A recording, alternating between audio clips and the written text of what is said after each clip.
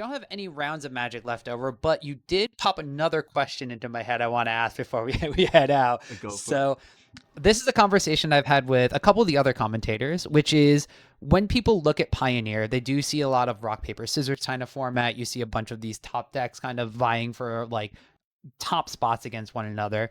You just said yourself that you don't normally play the top meta decks. So when you are looking to kind of take one of these unknown quantities or maybe something that you feel like is attacking the meta in a specific way, what is it that you're looking at? Are you looking for that strong plan A? Are you looking at something that kind of preys on other decks' weaknesses, or is it like a combo of everything?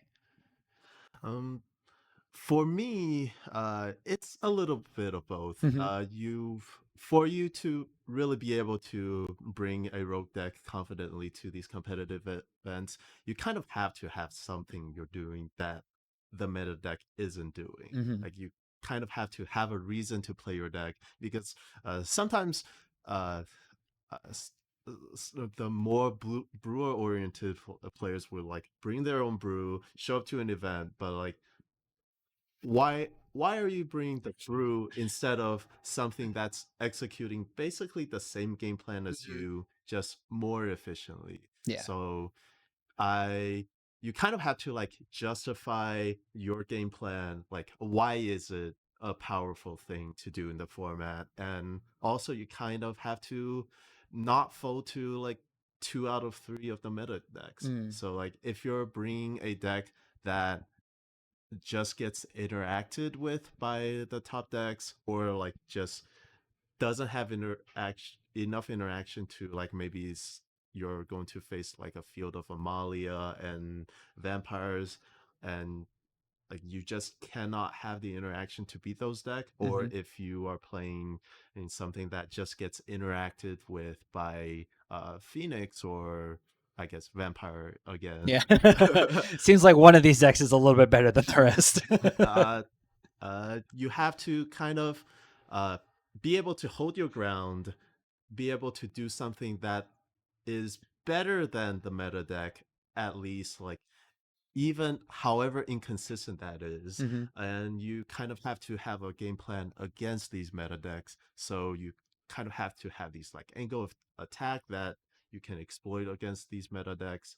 So like for example, I play the control lotus list Mm-hmm. in Pioneer, and one way I do that is like so there's the vampire decks and the phoenix decks are Mm-hmm. both kind of like pretty safe against a generic wrath like Supreme Verdict. Mm-hmm. But what I personally do is I play Settle the Wreckage, Oh yeah, we've seen that. uh, which is really good in my deck that is trying to untap Lotus, Mm-hmm. and so I'm able to like leave it up consistently, and I'm also able to like makes it so it's difficult for my opponent to put too much threat at me, Mm-hmm. and so I'm able to like kind of buy times to do my like slow thirdly thing, which uh lets me outgrind most decks in the format.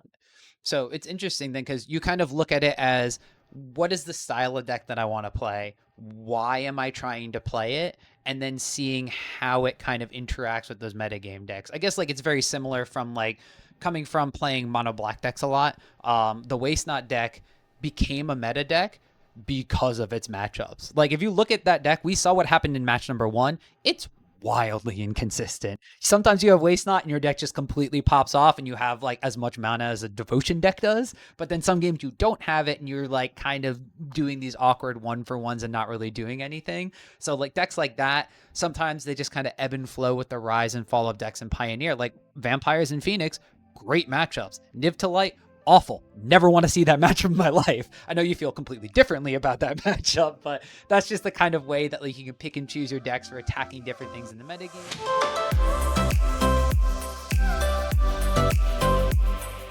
Ting, you got any social media or anything you want to call out, or just have people wish you good luck? No, I should be fine. Oh, you don't even need luck. All right, so there you go.